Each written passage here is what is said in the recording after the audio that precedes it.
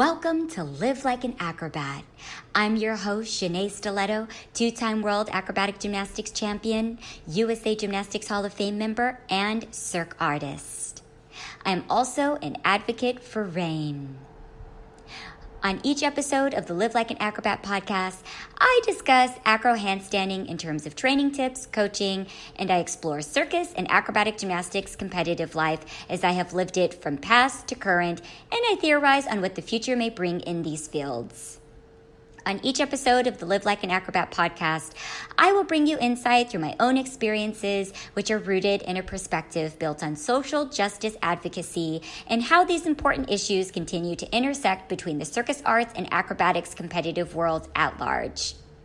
On each episode, I have the pleasure of discussing these various narratives with a variety of fascinating special guests. Thank you so much for joining me on this episode of the Live Like an Acrobat podcast. Please make sure to check out the CircusPreneurblog.com for extended conversations and interactive content of each episode of the Live Like an Acrobat podcast.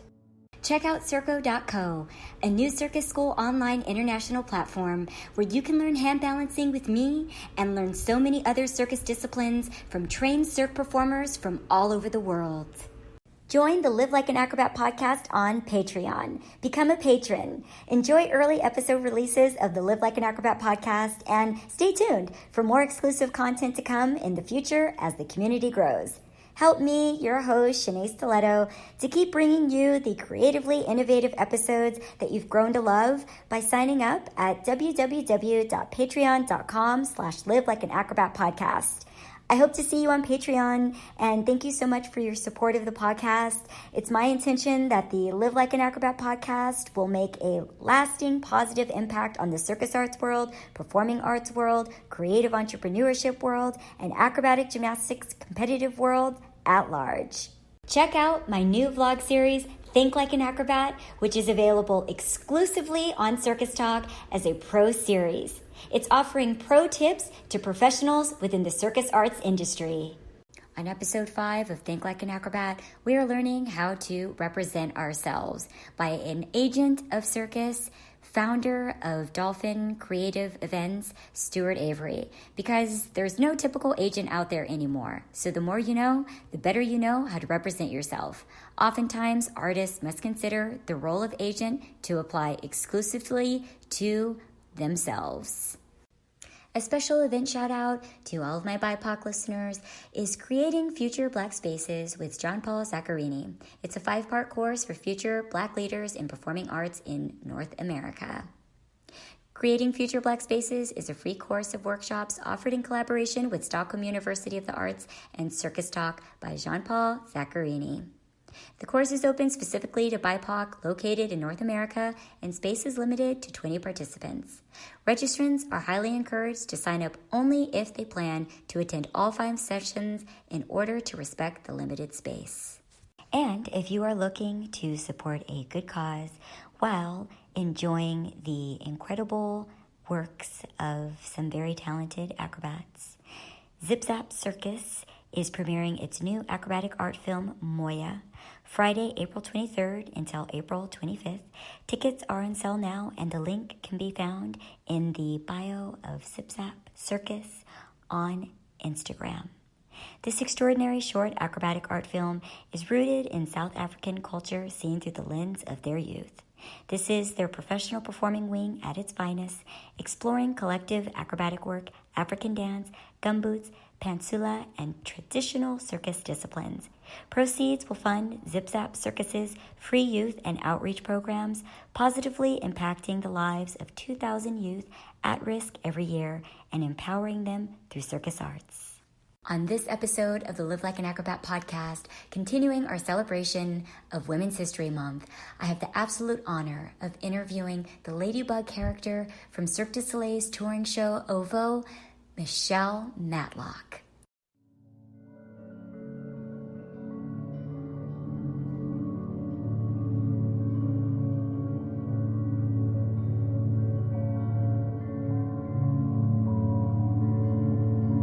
Michelle Nicole Matlock is the founder of CircusUp Productions, or CUP, a live entertainment and performing arts education company based in Tacoma, Washington.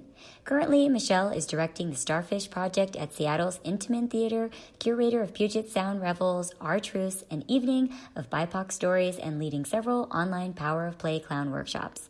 Michelle has been a part of the entertainment industry for over 25 years and had the honor of being the first African-American woman to create a main character for Cirque Du Soleil. She toured with Cirque's big top show, OVO, for close to 10 years. Prior to Cirque Du Soleil, Michelle spent 15 years as a performing artist, teacher, and producer in New York City. During that time, she toured her critically acclaimed solo show, The Mammy Project, across North and South America, and had the pleasure of working in the New York theater and circus scene, playing with Big Apple Circus, Circus Amok, and the Blind Stiff Family Circus. Michelle grew up in Tacoma, Washington, studied theater for 3 years at Western Washington University in Bellingham, Washington, and is a graduate of the National Shakespeare Conservatory in New York City. After her graduation from the conservatory, she immediately began playing roles for Moonwork Inc., Faye Simpson's, Impact Theater, and later the New Acting Company. She was handpicked to join Royal Caribbean Cruise Line's Cruise Comic Program, which is an interactive clown program aboard their Voyager class ships. As a cruise comic, Michelle was introduced to the art of clowning, juggling, and stilt walking. She then went on to clown for the Blind Stiff Family Circus and Circus Amok. She had the pleasure of being selected to clown for the Big Apple Clown Care Unit, which brings classical circus to hospitalized children at pediatric facilities across the United States. The Blind Stiff Family Circus gave Michelle her first opportunity to workshop her solo show, The Mammy Project, in front of an audience at their Palace of Variety performance space on 42nd Street. She was given every Monday night for 12 weeks. The Mammy Project was produced by Performance Space 122 in New York City's East Village. The Mammy Project has since then been presented at universities and theaters across the U.S., Canada, and South America. Please welcome my special guest, Michelle Matlock, to the show.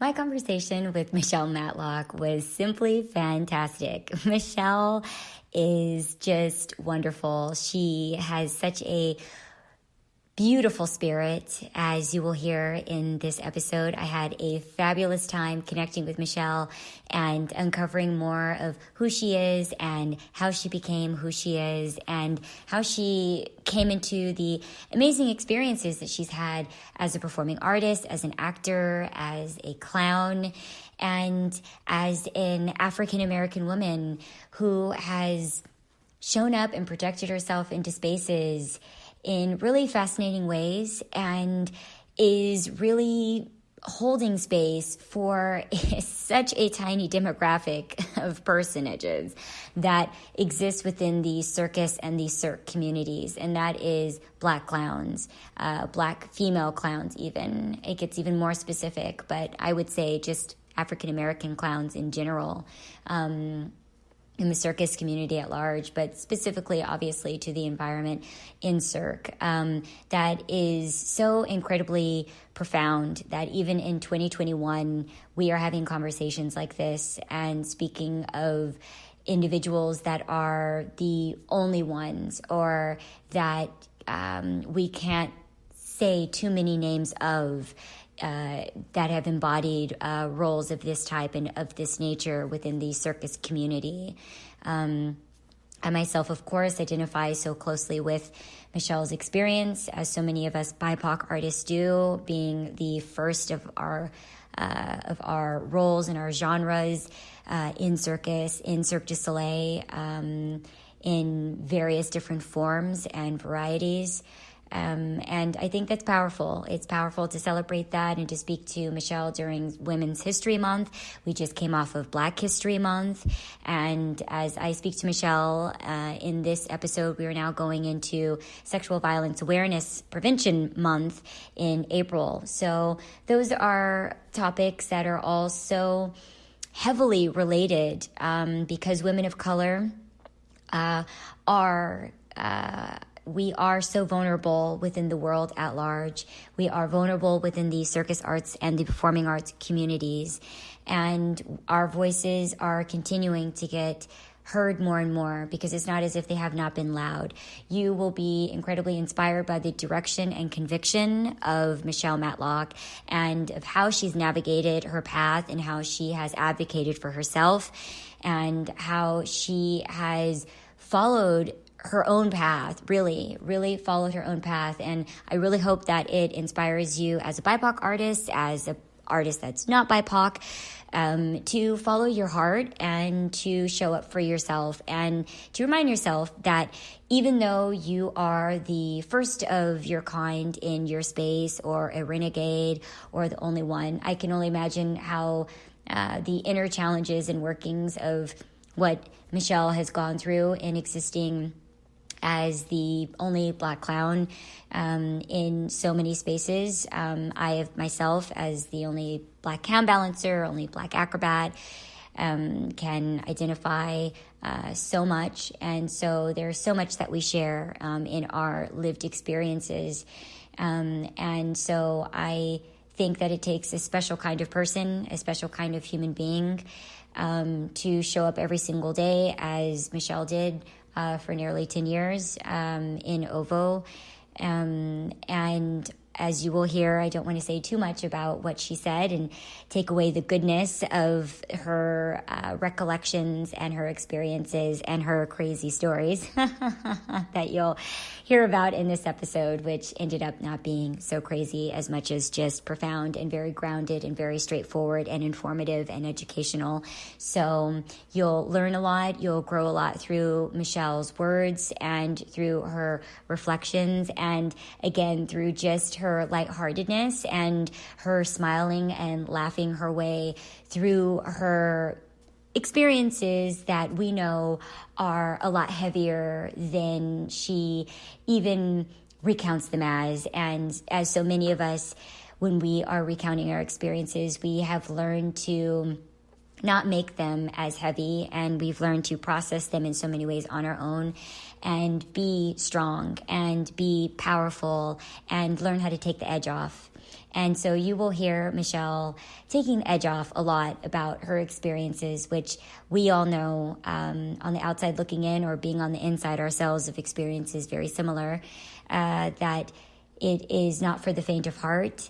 And that, when you are ahead of your time, but then when you're also put into a space and you take full advantage of the opportunities that you've been given, how much you can soar and how far you can go, and then how much you can go and help others, which is what Michelle is doing and what she has been committed to doing.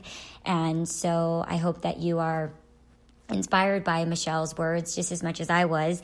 I know that you will be, and that you follow her and that you invite yourself into her community.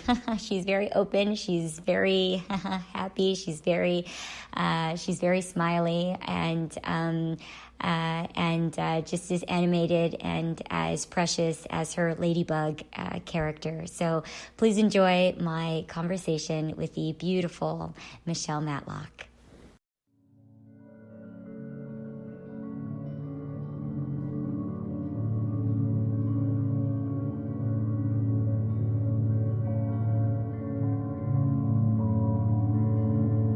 Hi, Michelle. I'm so happy to meet you and to have you on the Live Like an Acrobat podcast. Thank you so much for coming onto the show. How are you today? I'm doing great. Super excited to be here with you today. Oh, thank you so much. I have to say your shout out promoting your episode was hilarious, by the way. Thank you so much for doing that. I was laughing so hard. Oh, that's good, because I was laughing by myself. I wasn't sure if anybody else would laugh. That was fun to do, though. Listeners, Michelle promised some crazy stories in this episode, so I'm holding you to it, Michelle. You've got to reveal some sizzling hot tea in this episode, okay? We'll see what I can come up with, or maybe I'll have to make something up.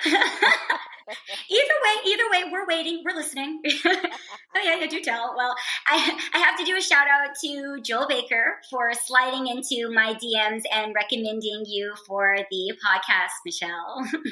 Oh, cool. Yeah. I get that a lot now with the podcast and guest offers.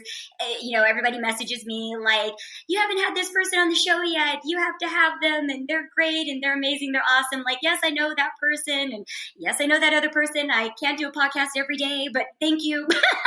I'll have them on eventually. I promise, So, Joel is amazing, and he's going to be on the podcast in the near future. And, I try to be intuitive about when I have someone on so that I can honor them in a specific way. So I usually wait, and I think like, okay, this is going to be a great time to have them on. And I thought Women's History Month would be perfect to honor your career, Michelle, as the first African-American woman to create a main character for Cirque Du Soleil production as the Ladybug clown. And I also wanted to honor the fact that the production of OVO, which you performed as the Ladybug in, was the first female-directed Cirque Du Soleil show. So I thought that was cause for celebration to BIPOC women making circus history. And, you stayed in OVO forever, which I think is another celebration.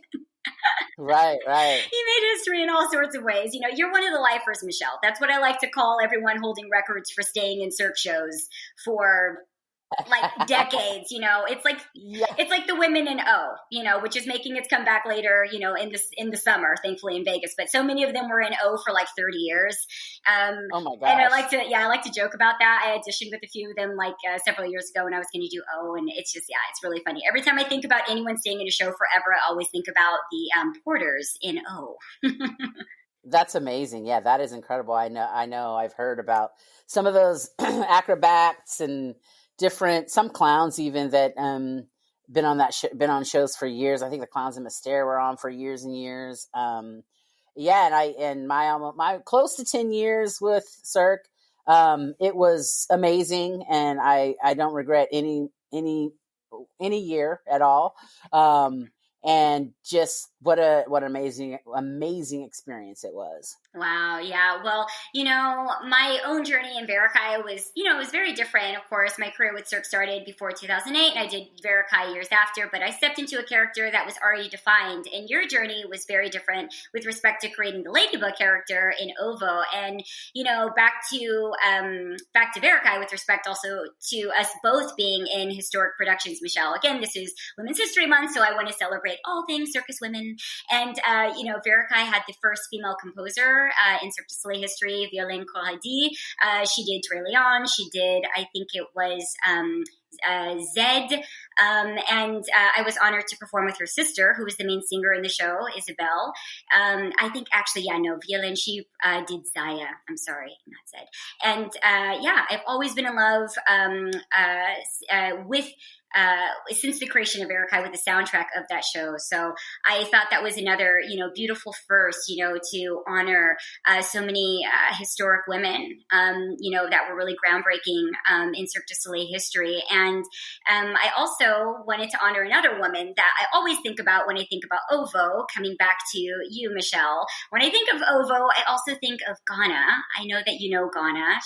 Yes. Yeah. She's incredible. She's a Mongolian contortionist, and she was in OVO on and off for many years, and I worked with Ghana and Cirque, and I've known her for a really long time, and so that's where my mind goes because I love Ghana, and I know we have so many more people in common, Michelle, but Ghana has always been my main connect to OVO, I want to. So Ghana is amazing. Oh my gosh, Ghana. This is going to be funny. Ghana actually was, so when we were in Japan working together, is when I first started. We were talking a little bit before we started recording about just podcasts, and I started my first podcast while I was in Japan, and it was about I wanted to interview artists that were sort of these independent performing artists that didn't work with agents all the time, just sort of like created their own path in the entertainment industry, and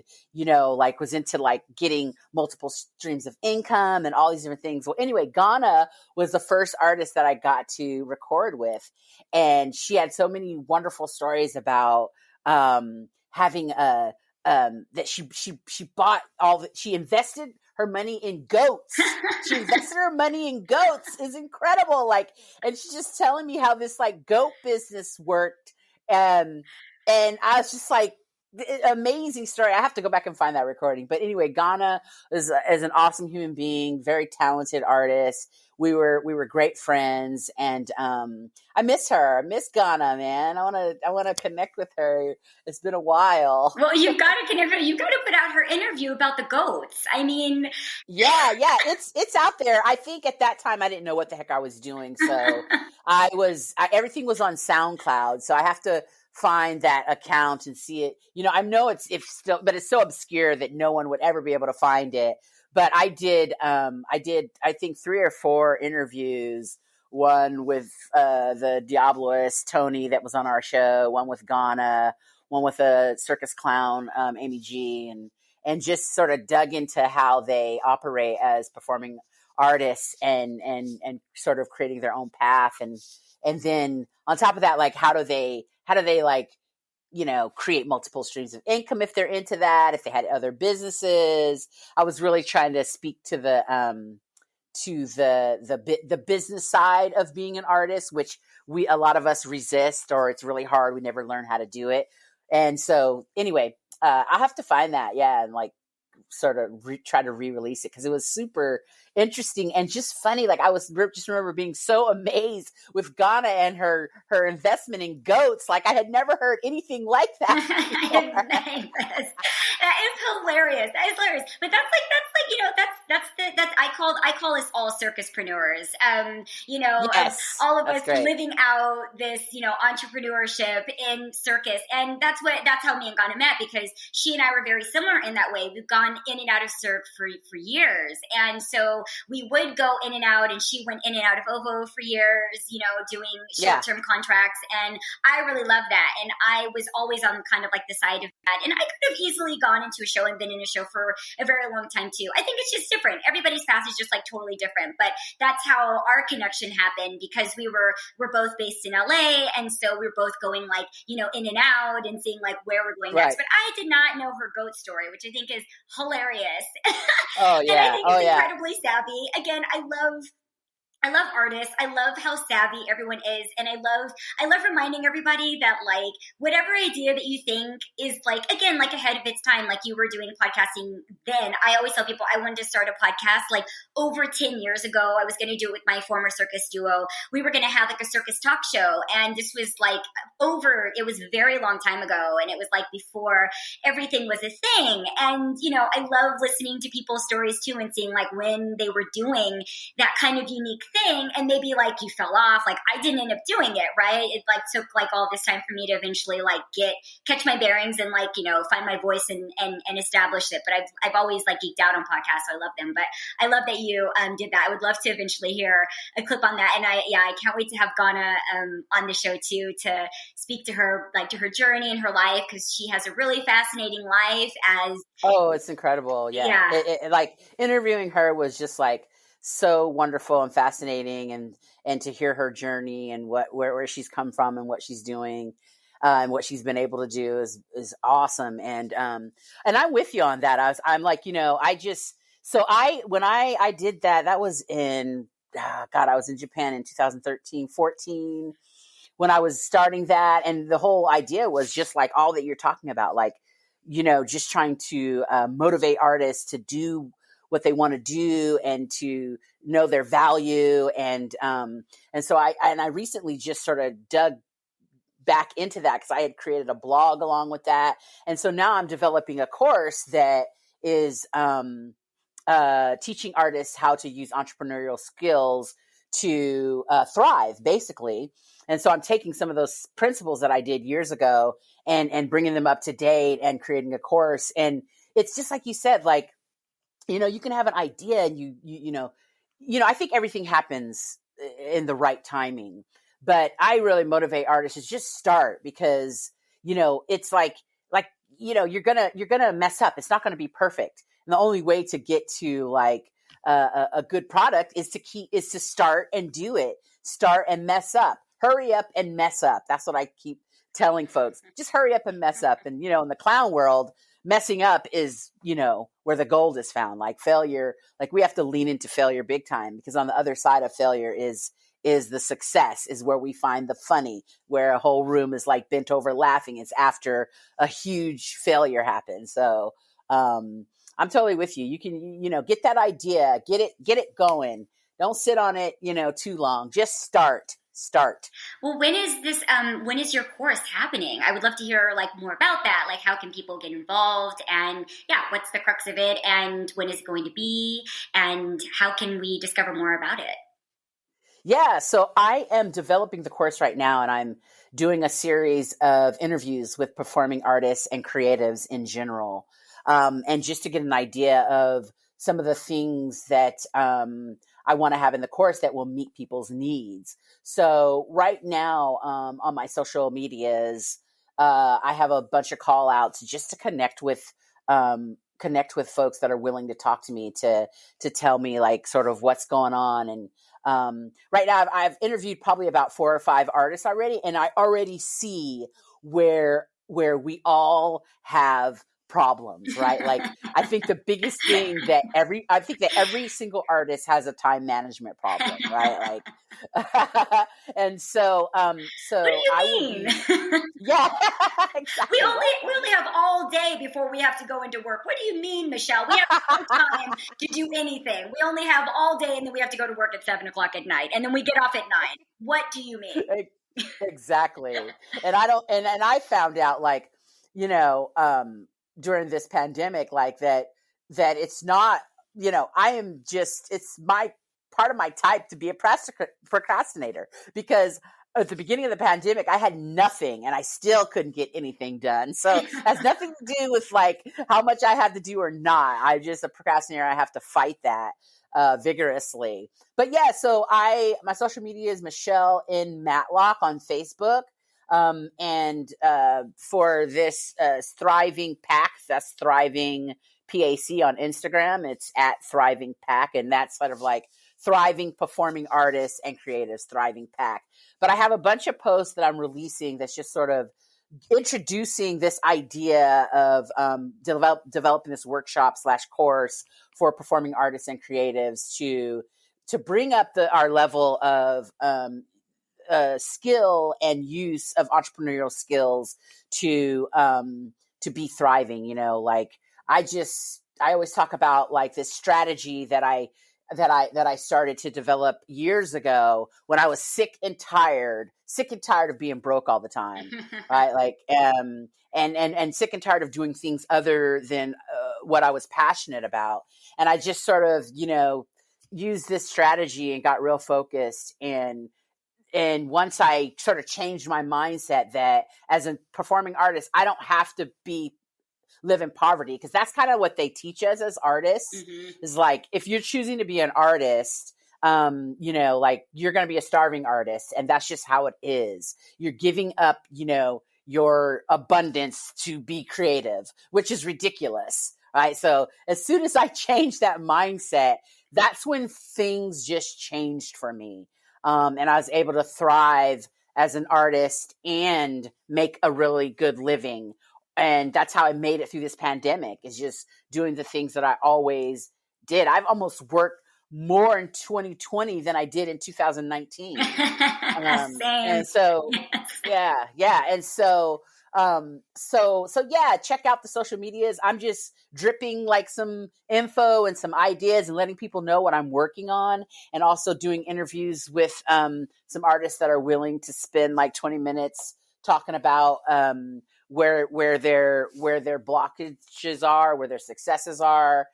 So I can really create something that will actually be really useful and helpful to artists as their journey and their careers, continue. Yeah, of course. I think that's really fantastic.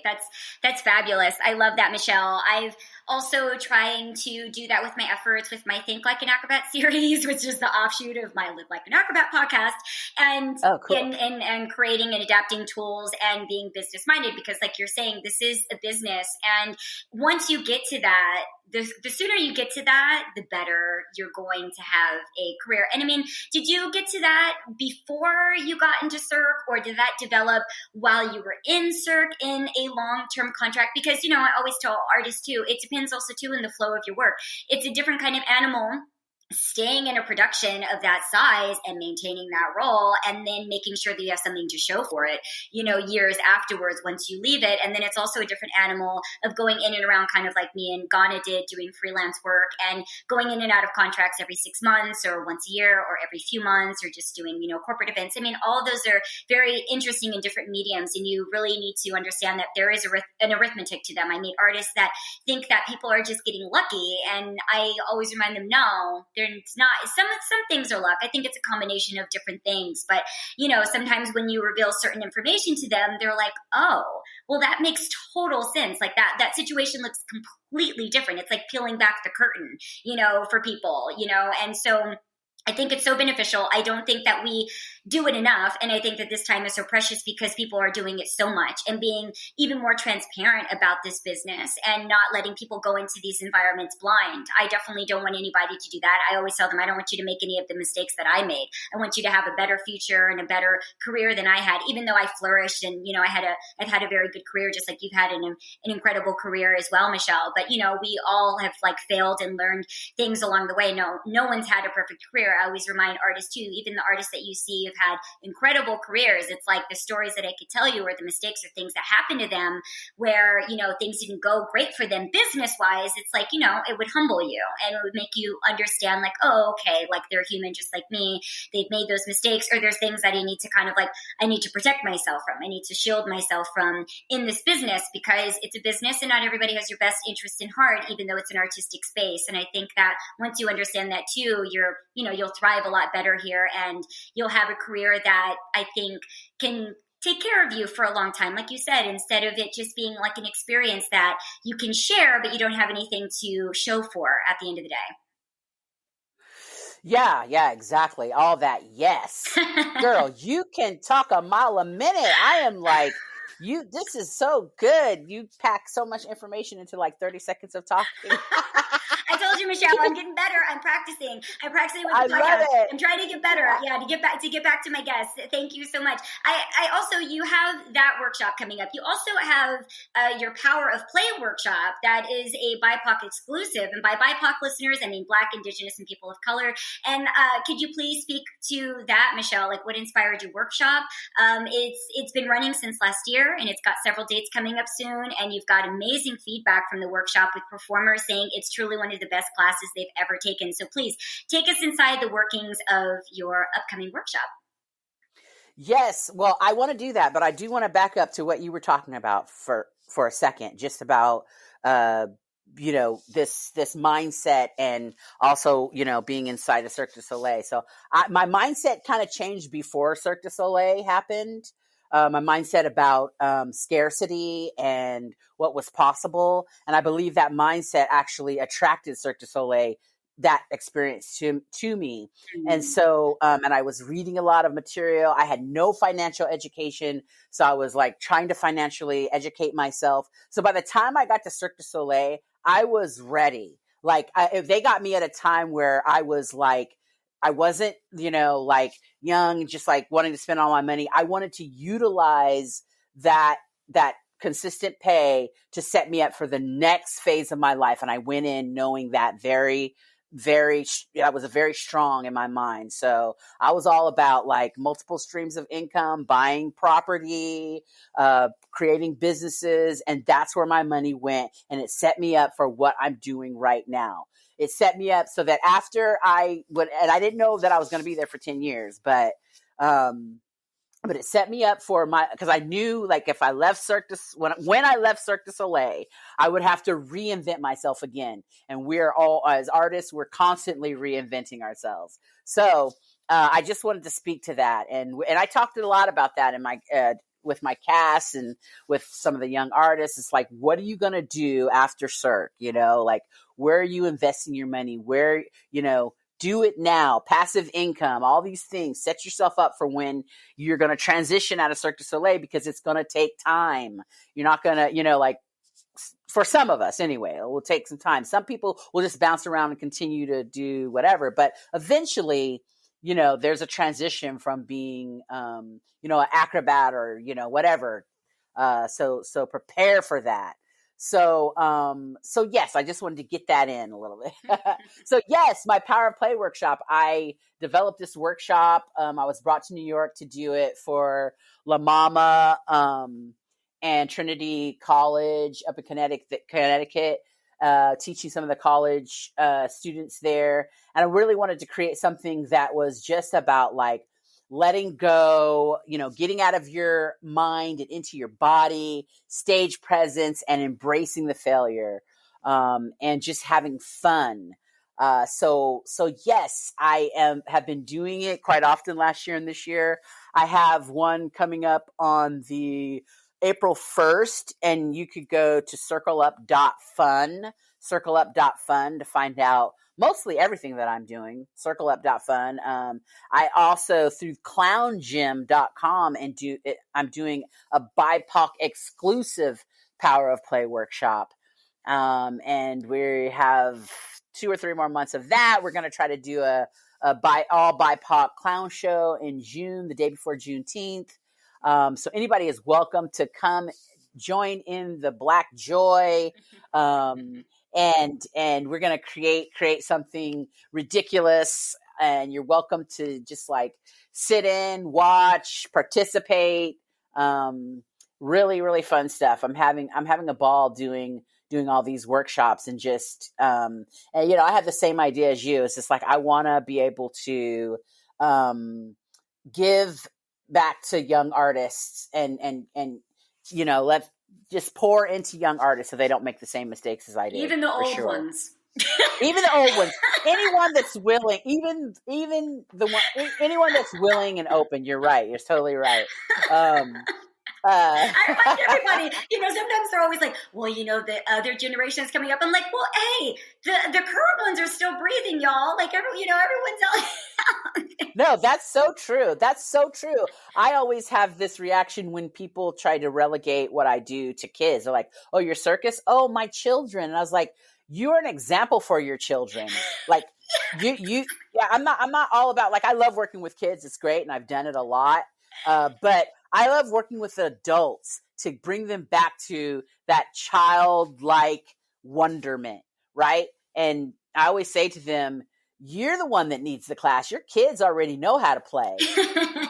Exactly. You've forgotten what play brings to your life, and you need to set an example for your kids. So anyway, you're totally right. Yeah, it's like I always remind people, like, you're still in the game. I remind people that for myself, I think that comes into play with even just ageism. Where I tell people, like, we're all still in the game. We're all actively working. We're in our prime. So many of us can do our best work right now. It's not so much of us just throwing that away and being like over there. I was like, we can do all those things. And I think we're all works in progress. It's like, to be able to go to the next stage of my career, what mentorship do I need at this stage where I'm still taking things in and I'm still learning and I'm still discovering, like, all of those things are beneficial. Like what you're offering in your workshops, you're offering it, to everybody at different stages of where they are. And again, like we're saying, for the younger generations, of course, that's why we're doing what we do. Also, I think it's just like everything. But I definitely notice that the older that I get, the more I feel that people start to sideline certain aspects of where you can vibe in spaces that you've spent a lot of time in. And I think that's unfortunate. And I don't think that's right, because it's like somebody like you, Michelle, that has built up so much and that knows so much. It's like, well, it doesn't necessarily mean that you have to be relegated anywhere. You can keep popping up in all sorts of those like main spaces, and and again, you're learning and growing and adapting to things and evolving into other facets of who you want to be, as a performer, as a director, as an instructor, as a teacher. I was even thinking in so much of, do you see yourself, in the future coming back to work with Cirque in some other type of role and part of a creation team, or has there been an invitation for you? Is that something that you're interested in, or do you see yourself maybe staying like more independent in that way? But I mean, you have so much creative, artistic knowledge. I think that would be really interesting, especially because you were, part of creating your character, which is different, than coming in and like assuming a role and having it like done for you. And, you know, even back to the Ladybug character from OVO, I saw your interview speaking about how that was such a different type of character for you to play for you, and also that it wasn't a typical character that you thought for yourself to play, which I find really fascinating for artists that I've met that get a defining role for them that's really not who they are, but it becomes like everything. It becomes their shtick. And, you know, I just thought, you know, how did that how did that have an effect on you? What was that, you know, what was that like for you? And in relationship to what you see yourself and maybe what role you'll be going back to if you work for Cirque again. Yeah. That's a great question. Yeah, definitely. I think that, you know, before Cirque, approached me, I was really frustrated with the entertainment industry in general. And I'm coming from a performing arts actor background where you really get put in boxes a lot of times. And you got to remember, this is back in the early 2000s. So a lot of stuff has happened since then. But when I was in New York and trying to be an actress, I just got fed up with like that there was no vision for me, African-American, generously proportioned, beautiful soul woman, right? Like I was getting called for different things that I just was like, what is going on? There's so much more to me and so many more stories that should be told. So I started, you know, writing for myself, and I wrote a one-woman show that talked about some of these stereotypes that we get cast as. And in that show, you know, there's a part of the show where I was asking, like, I want kung fu, man. You never see a big black girl being a kung fu artist. And at that time, we hadn't seen any black game show hosts, and we would rarely see black leads that were the romantic lead or the one chased. And so when I got to develop this role for Cirque, I got the opportunity for all of that. I got to do kung fu, you know, I got to like be the main character that was chased, and it was all about love and falling in love. And so it really, you know, it really fulfilled my dreams. And yeah, the character was really, you know, girly and like fingernail, like it was in my contract that I had to paint my fingernails pink, right? Like, which is the opposite of what I would ever do. But I got really used to it, and then I turned it into a pampering thing, since Cirque, it was on Cirque's dime anyway, so I could go get my fingernails done and get all pampered. But what was great is that I didn't have a problem playing that role for almost 10 years, because it brought me joy. Like, she was all about love and falling in love and being loved and sexy and funny. And so it was a departure from what I had been really offered in terms of roles. And on the cherry on top of the cake was that I got to create it. So I got to create something that I could totally do all the time, since I was the creator of it. And so what an amazing experience. I went through 2 creations with Cirque. One was for the Big Top show. And then when the Big Top show closed down, we went back to Montreal and created for Arena. And so that was 2 very different experiences. Enjoyed both of them. Everything's always on the table with Cirque, of course. Like, I would love to work with them. And you know, again, if I could, if it was feasible and it made sense, I would totally work with them. Now, would I be able to go on the road like that again? I don't know. I'm old. I'm an old lady now. Old lady on the road like that. Like Cirque caught me at the perfect time, like the perfect 10 years of my life that I could do that. But you know, but exploring different characters and themes and workshopping different stuff, or workshopping different ideas. I know they used to do that a lot. I would be totally game for it. And if I'm able to do it, of course. And there was always, when I was, you know, announcing that I was leaving, there was always talk of that from different folks, like, you know, just ideas of what I could do or what I would do. And so, yeah, I'm always open to Cirque. I love the, you know, just being able to just just go, with your big imagination that, like anything is possible until it's not. With Cirque, it's like, they dream big in the beginning, that was what was so wonderful about that first creation too, with Deborah Calker, who was the director and choreographer. She's just dreaming so big. We had all these big ideas and it was great. And that kind of got toned down to reality once you figure out how you could get a show on the road. But that's the way that it should start. You should start just huge and see what comes out of that, and then be able to, whittle it down or throw this out, put that in, and come up with a fantastic presentation. So I'm always open. That's wonderful. It's amazing. Well, I look forward to seeing that and what roles you end up taking on. I mean, with Cirque, or, obviously with your own productions, you have CircusUp Productions, which is your production company that you create and produce events with, and you create shows. Do you see yourself also too creating, like a full show? I know you created like a one-woman show, and you also worked for Big Apple. I mean, you worked and did, you've done quite a few things over the course of that time. So it wasn't just Cirque. I mean, also too, can you speak to the lead up to that? Like, I mean, starting out as a performing artist and starting out as an actor, but how did you get into that from the beginning? And then how did that lead to clowning for you? Yeah, it's an interesting story. So yeah, like I said, I started off, I went, going to acting school. I studied theater for 3 years here in Washington State, where I'm from, and then got accepted into the National Shakespeare Conservatory in New York, and was there was a program that was all acting, classical acting. Shakespeare. And we did have, Shakespeare and all the classics, Chekhov we were doing, and Ibsen, all the classics. But mostly Shakespeare. But so I graduated from that program and ended up staying in New York and working for a lot of the teachers that had taught me in that program. So I got a lot of experience right out of the gate, just doing independent theater work downtown East Village, New York stuff. And then one of my best friends, Amy Gordon, who is an amazing clown, came out to New York after she graduated from the college where we met, and we started working together and producing like little variety shows, and she was just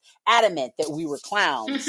Now, I had never really seen anyone like me clowning. Like, I thought, okay, that's okay for you, white girl, but I mean, like, like, I don't know about this clowning, and I don't know how my mama's going to feel about it. What did she say? What did your mother say?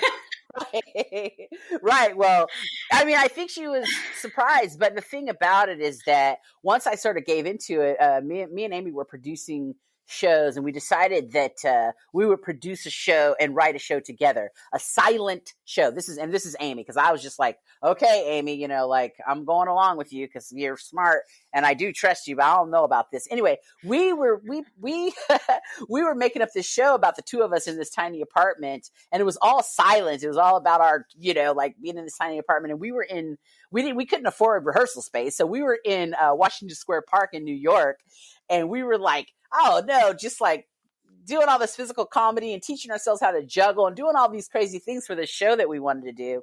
And this woman approached us and gave us her card saying, hey, I'm part of this group that is developing a clown program on cruise ships.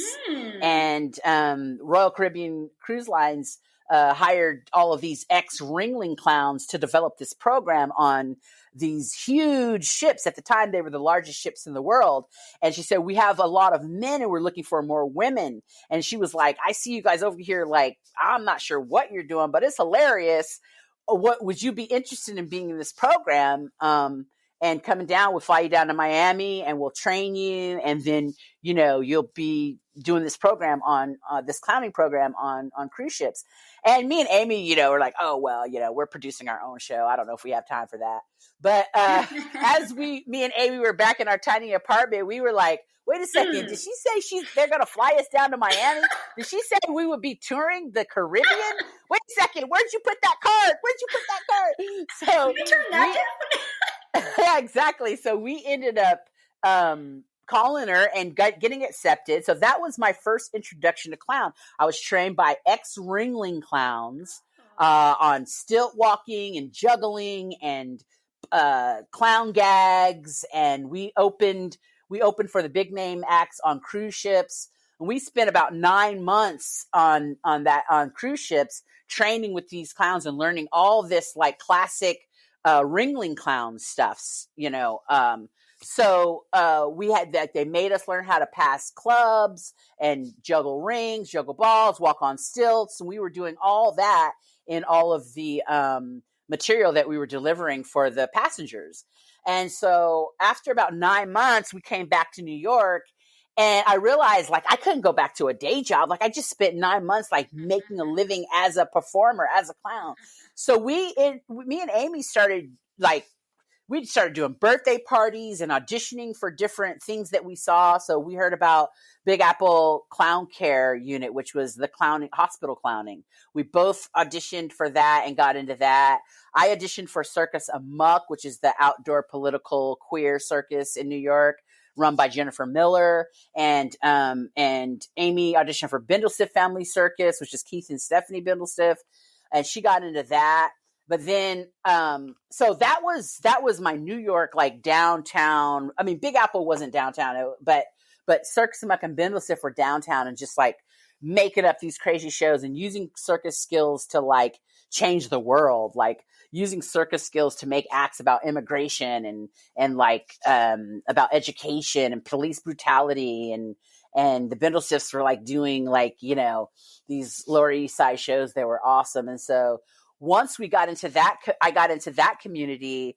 It was just like using all those skills we learned. We were able to just like I was able to mix the theater and the circus skills. And I created a one-woman show that I was telling you about that explored the stereotypes it's really the stereotypes of mammy stereotypes in America. Mm. So I wrote that show, and I mixed clowning, because a lot of that Aunt Jemima and all that came out on minstrelsy. So there was a lot of clowning, some clown techniques there with my acting skills, and created this show that ended up traveling all over the North America, colleges and universities and different small theaters. And that's how Cirque du Soleil saw me. They walked into, I think, a production that was happening at Performance Space 122 in New York. And one of the casting directors walked in, and they invited me to audition for Cirque du Soleil. And I didn't really know what Cirque du Soleil was. I mean, I knew what it was, but I couldn't for sure never afford a ticket when they came to New York. So I knew that it was a circus, but I didn't know that there was any place for me in it. And it wasn't until I started talking to folks that were like, wait a second, you gotta asked to audition for a Cirque du Soleil show. Like, everybody was so excited around me that I then began like, yeah, Cirque du Soleil. Like, I don't know. You're like, yeah, exactly. Mm-hmm, right. Oh yes, the Cirque du Soleil. yes, that's where I run. And then when I got the job, I think people were even more surprised. And then it wasn't until it was in 2008 when I actually got flown to Montreal to their headquarters that I realized that this was huge.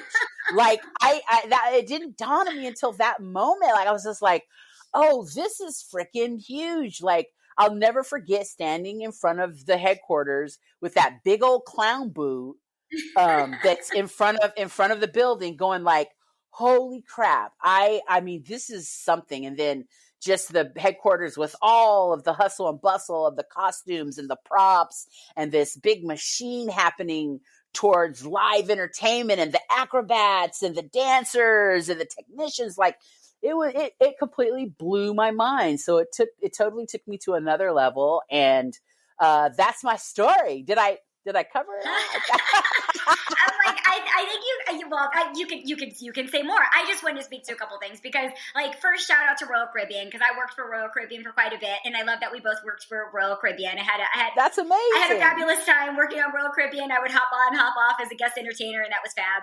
And I love that you worked with Ringling Brother Clowns. That's so fabulous. And then also, too, just your story about being discovered doing your one-woman show reminds me of how Whoopi Goldberg was discovered to do The Color Purple by Steven Spielberg. Listen to me. You hit the nail on the head, because I learned a few years when I was trying to figure out what to do. And this is part of my education of like how to be a thriving artist and performer. was what I learned was that you find someone that's doing what you want to do and you model them. And that's what I did. I looked at Whoopi Goldberg's career and how she made it, and I modeled her. So she created her one-woman show. It was all downtown theaters before she hit Broadway. And I looked up those theaters, and I submitted my show to all the theaters that Whoopi Goldberg played. Wow. And so I played several of those theaters. Now my show didn't go to Broadway, but it went all across North America and to Argentina, and I had a lucrative career with that show. And so what the point is that, you know, I modeled after someone, and it opened doors for me, right? Like, we don't have to reinvent the wheel sometimes with this stuff. You like find someone that's doing what you want to do, model them. You may not get the exact results that they got, but I mean, you know, my path wasn't to go to Broadway. My path was to go to Cirque Du Soleil, right? Like, which is just as good, if not better. In my case. So that you say Whoopi, you hit the nail on the head. Whoopi Goldberg is exactly in those early days who I studied. I studied her career. I dug deep and to find out what she did before she got big, and I tried to model her. So you did it. You hit it right on the head. Oh my gosh, that's so fascinating. I love that you just said that. I mean, out of all the things, that is like incredible that you like followed that and then like what it opened up into. I mean, that's really remarkable. I mean, like what a masterclass. Of course, like you're saying, like following something that works, like what we're saying again, people sometimes don't think that there's an arithmetic, and it's like, actually, no, like there is. I think that's really, really brilliant to see like how people can teach you through their lives. And again, that's why I love doing the podcast, because I think it's really fascinating to get into the minds of artists and to, you know, people that have done such groundbreaking things, and you're like, how did you do it? Like, what did you do? Because sometimes people think that they think that that's like, they shouldn't do that, you know, like there's this other thing that they need to do. And so they maybe don't do the thing that you did, which is like follow Whoopi Goldberg. I think that's really brilliant about having that type of like mentor. Like I have things like that in my life too, where I just like followed things and I just adapted and I really wanted it. So I just like focused on that particular thing, and then it ended up coming to fruition. I couldn't have really known how. And sometimes you just don't really know how it's going to happen. And you were obviously incredibly open and malleable to that experience. And also too, I think very, you know, like brave in stepping into that. But I mean, also too, on the other hand, it comes back to you just being like, there's very few Black female clowns. I mean, in Cirque, or, you know, has there been another one? Are you the only one, Michelle? I'm trying to think. How many are there? I think we can count them on our hands. In terms of I can't think of, I mean, besides the woman that placed me, who isn't really like, she's a performer. I don't think she would claim like fully clown, but she's able to physicalize. She comes more from an acrobatic background, but she's clowning, right? Like, so, but besides that are in Cirque du Soleil, I don't know. I never came across anyone while I was at Cirque du Soleil, or even heard of anyone. There were singers, there was dancers, there were aerialists, there were, you know, like other Black girls that were doing other things, or that had done other things, but specifically clowning.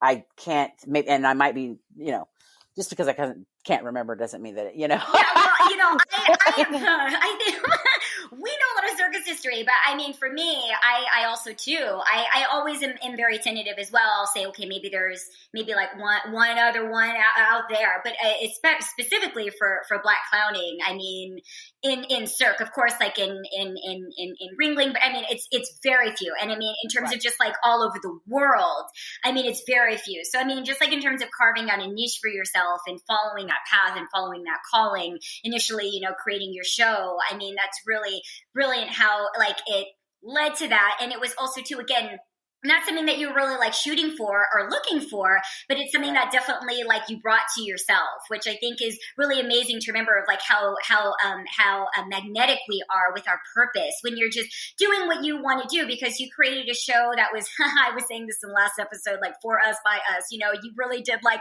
the FUBU, and you like, you know, you created a show that was from your heart, and that, you know, represented, you know, your own specific voice. And then what it led to, I think, is pretty incredible. I think that's really important to remember. I think a lot of people are coming back to that this last year of, I want to make the work and do the work that makes me very happy. And I also think for you also, you got to do the role that you felt you really liked and you really enjoyed. Sometimes when people do get their big chances, it's not always in the role that they feel like reflects them. So they're like, well, I got there doing what I loved, but I didn't get to do this big role the way that I loved it. But I love that your experience is actually different.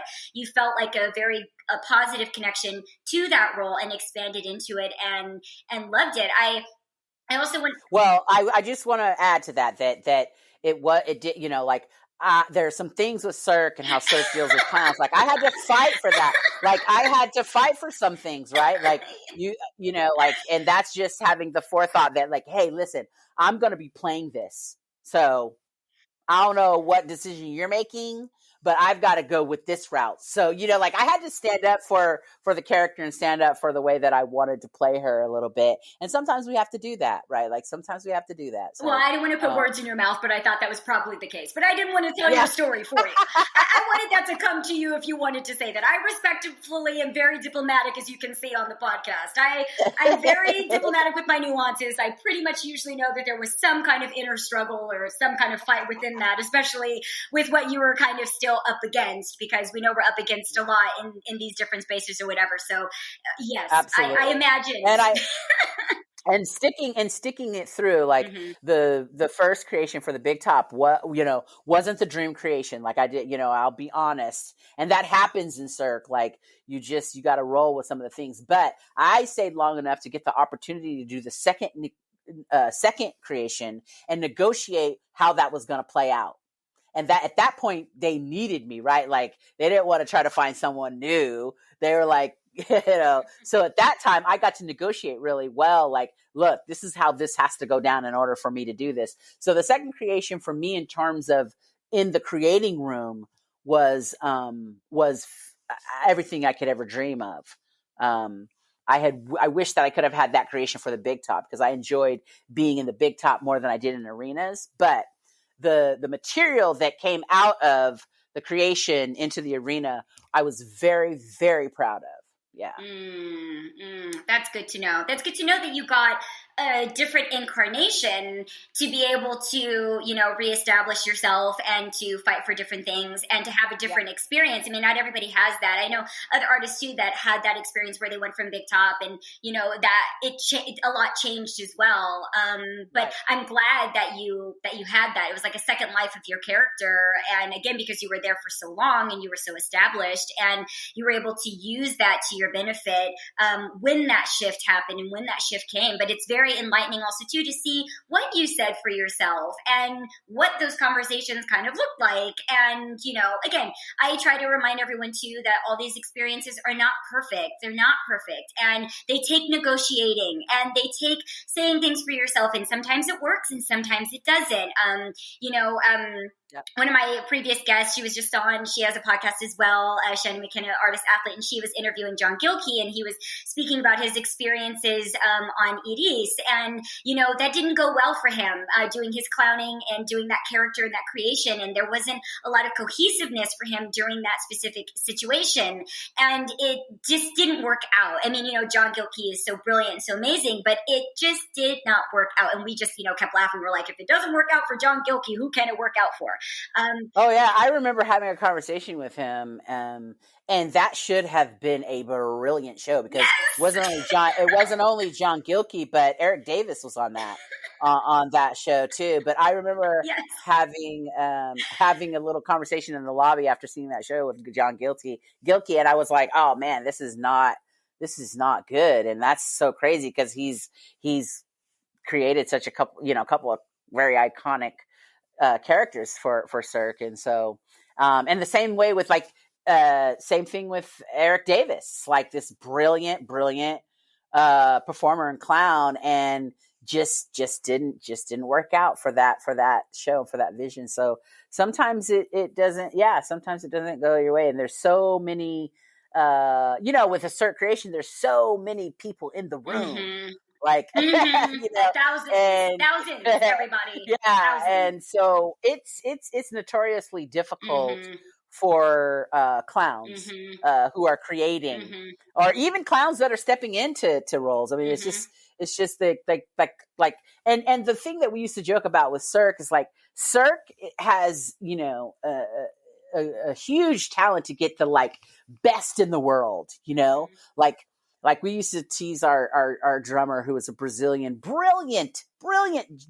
Brazilian drummer. Like when we first heard him play not Cirque stuff, we were like, holy, it blew our minds.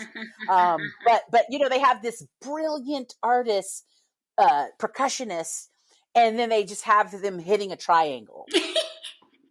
Or they have like the world champion acrobat who's like turning in circles in the corner, but not doing any acrobatics. Like for the whole contract, 2-3 years in the contract, they don't have to do one flip, and they're like an Olympian acrobat. Yeah, and they're like twirling in the corner, not doing it. Yeah, exactly. Yeah. Or I remember seeing a show too where they had this amazing. They actually had an amazing acrobatic sequence that was happening on stage, but it was like way in the back and not lit. It's like, it's so weird. So anyway, that comes with, I think, being on that huge level and wanting that mass appeal. And so it's interesting. It's an interesting experience to have, for sure. And not for everybody, and everything doesn't always work, as we have just discussed. I know, it does not. Well, what do you think, Michelle, about the huge like BIPOC shifts in circus this past year? And, how do you see the future of circus for BIPOC artists? And, obviously for artists in general, but, this was now that we're like, on that topic and focusing in and around that too. And obviously on your exclusive, your workshop that you're doing, I would love for you to speak on that and what you think is kind of like the most urgent need for BIPOC artists existing in these spaces. Like we know, we're all very few and far in between in circus at large, all over the world. Like we're saying, you're like the one, almost 2, 3, maybe Cirque clowns. I'd never in all of my years of working with Cirque had the privilege of working with any, I think, Black clowns at all, in all of my shows and in all of my events that I've done all over the world with Cirque. So I never had the privilege of crossing paths with you on that working level. So what do you think about that? How do you think that, obviously first, like I asked, like, what are your reflections on this past year? And then what do you think is the most urgent need? And then going forward, what should that look like? I think it's been fascinating. I think right off the top of my head, what I want to say is it's our time. Now is the time. And I didn't know that. When Clown Jim approached me about doing a BIPOC exclusive clown workshop, I was like, well, I mean, I hope you're not expecting me to bring the clowns because I don't know where they are, right? If I will certainly do it, but I don't depend on me because I don't know any of their Black clowns. Really. I know 2, right? I know 2. They're they don't need my workshop, right. And so they were like, okay, well, let's just put it out there. Well, to my amazement, the class sold out, and all of a sudden, here's these BIPOC babies and artists looking at me because they've Googled me, and because I was in Cirque, I have a Wikipedia page that someone wrote, and some had been following me, waiting for me to do something. All of a sudden, my whole perspective changed after having this first class with 12 BIPOC, wannabe clowns, performers from Japan, from UK, from all over the United States. I was like, oh, okay. And they're ready. They're ready. teach us, you know, like, holy, how did you do it? And then just the conversations that we had at the beginning, because I really was like, okay, we got to acknowledge that, like, this might be the first time in the history of the world that a BIPOC exclusive clown class is happening. Like, I don't know, but I mean, maybe so. But anyway, but we had to have the conversation about, like, how are we feeling? What does this mean? Who are we? You know, like, and the conversation was so deep about being like the only one in other classes, and just that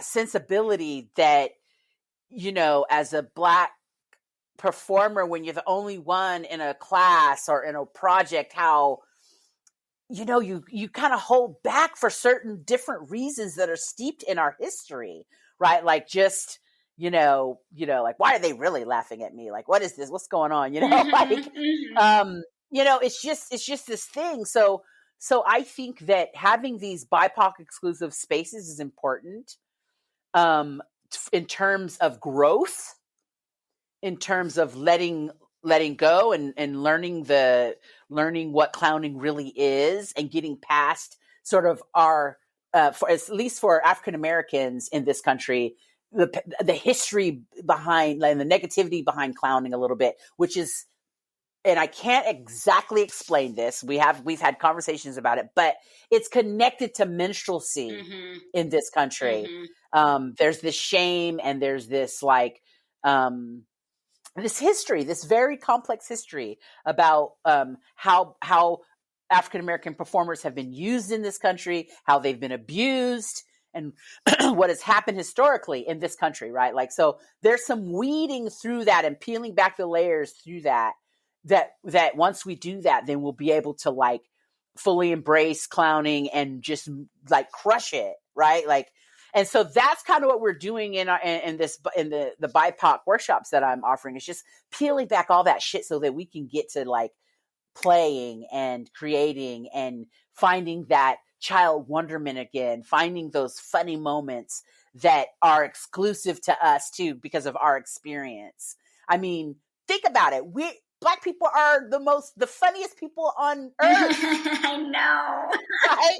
And so to enter that clown and to really learn what the clown is, like, we are going to crush it. We are going to crush it. Like, I'm so excited about it. It's our time. And I'm saying that for all, you know, a lot of performers, like, and actors that, you know, to have a certain way of thinking about clown. If you're an actor and you're out there and you've never taken a clown class, do it now. It's going to make you a better actor. And if you're interested in clowning, do it. It's an eye-opening, different, just perspective on performance. And I tell you what, I have never, ever been asked to clown in a show for publicity, or that there's going to be great agents in the audience. I'm always offered dollar bills, right? Like, as an actor, you're expected to work so much for free. As a clown, never, not once. And I don't care. The first time I worked for Biddlesif as a clown, I didn't know anything. They handed me $25 in cash. That blew my mind. I had already been in, like, dozens of other theatrical shows, and they didn't offer me crap besides the potential of maybe an agent that was coming to the performance that then might, like, you know, see me and want to put me, you know, represent me or whatever. So I've made an amazing living being a clown. I've made amazing art being a clown. I've met amazing people being a clown. I fully embrace clown. Come for the ride. She is clown. She is clowning. She is the clown.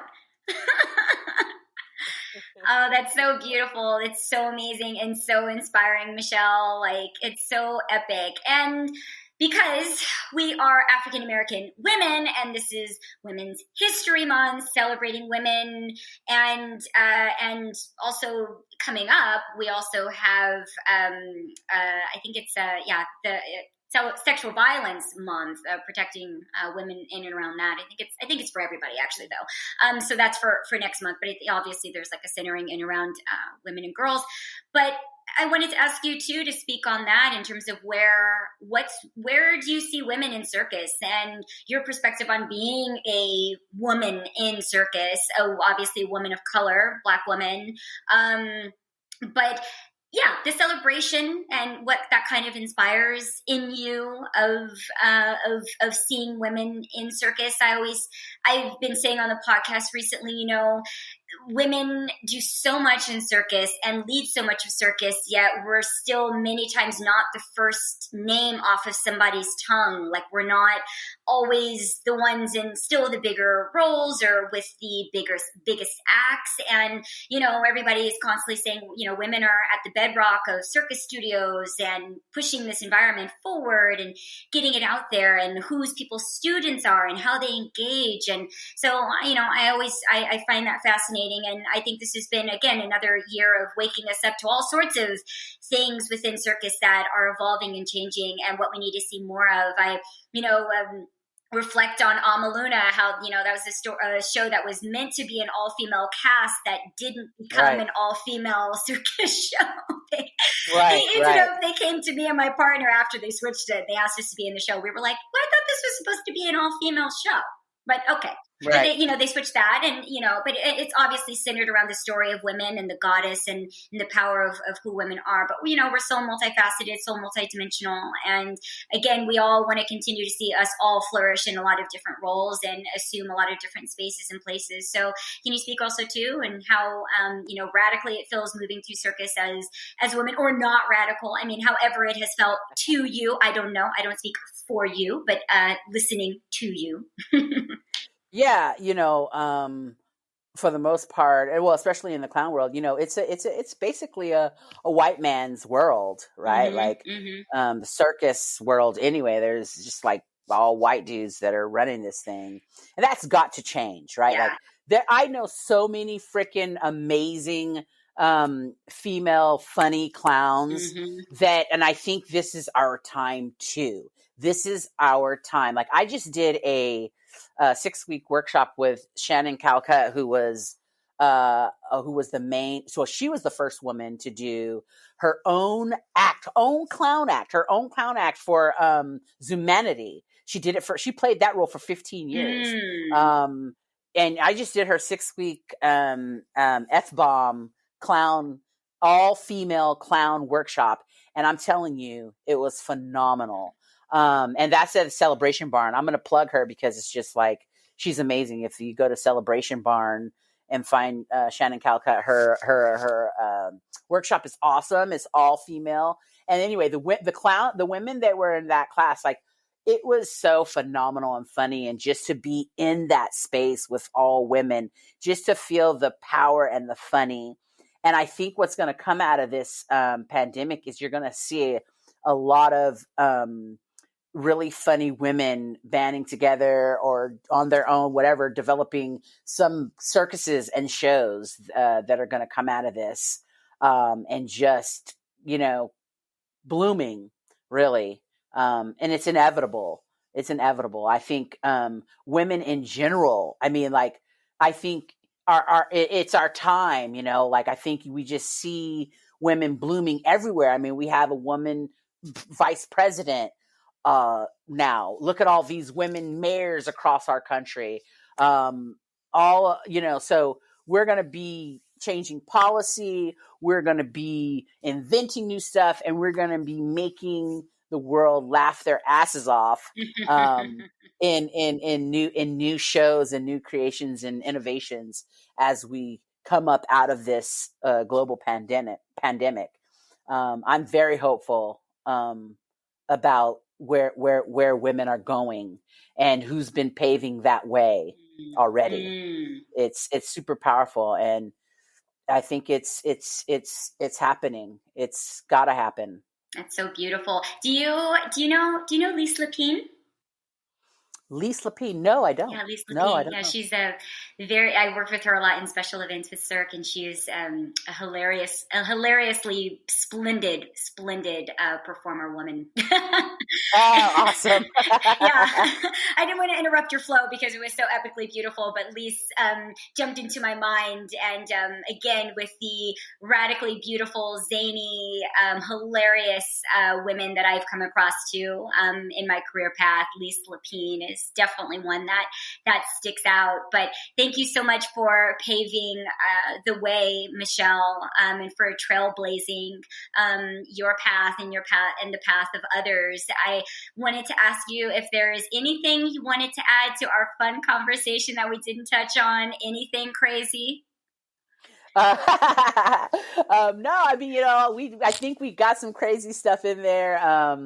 It's been wonderful. Thank you for having me on your podcast, Shenea. I really appreciate what you're doing too. I mean, this is just like we're speaking the same language, and this is just phenomenal. And yeah, that was it. It's been fun. This has been amazing, awesome, and I'm introduced to all sorts of new technology that you're using, and it's all great. So shout out to Zencastr. We're still trying to get that sponsorship. So shout out to Zencastr.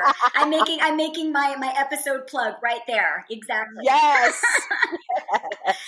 No, but keep doing it. I can't wait to hear who else you have lined up, and this has been super fun. Oh, thank you. It's such a pleasure to have you on, Michelle. Again, you're so amazing. Thank you for sharing your journey with the podcast and for, again, paving the way. You are so special. You really, I mean, there's only a few of you in history, or just as you, and how important that is. I think it's so important to make those recognitions and to hear your story and all of the brilliant wisdom that you have to share. And thank you for staying open and committed to this medium and to this business, and for spreading even more awareness about different facets of circus and performing arts that we can go into and that artists have access to, and so that they, can follow you and be ushered by you into the careers that they really want to have. And like you said, it's so important right now because BIPOC artists have been waiting. There's so many artists out there looking for people that look like them, that have had the careers that they know that they can have, and that they can see a solid path to having that. And then listening to how somebody has done that before. I think this is just so eye-opening for everyone, and it's very engaging. And you're just such a light, beautiful, brilliant spirit, Michelle. And I'm really grateful for everything that you've committed to in your artistic life, in your life, just in general. And I look forward to seeing all the amazing things that you're going to continue to create in circus and performing arts. The performing arts world at large. So thank you so much. I'm really honored to have you on the show. Thank you. I really, really appreciate that. It's very lovely.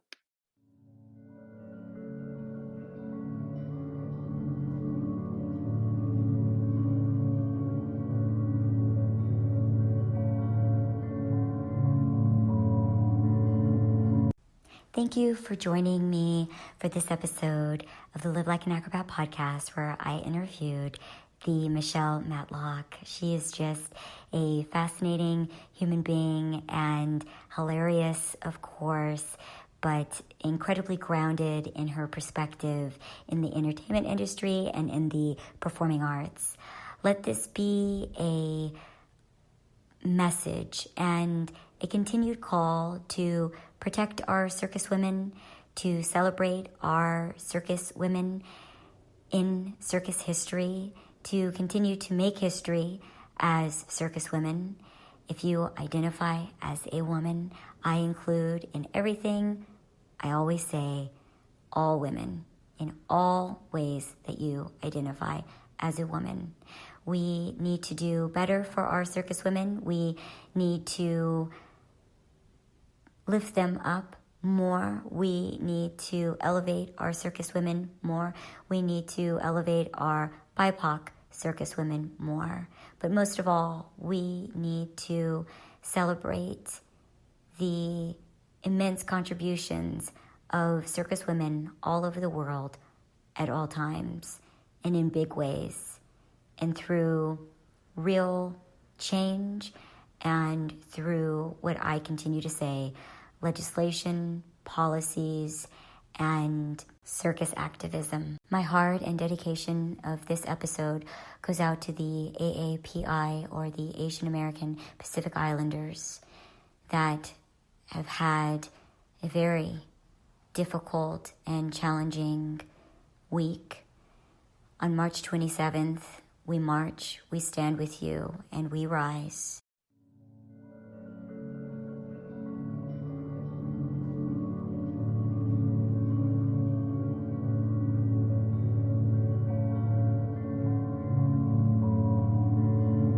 The Live Like an Acrobat podcast is also available on Circus Talk, the inclusive, independent, and international online network for the circus industry.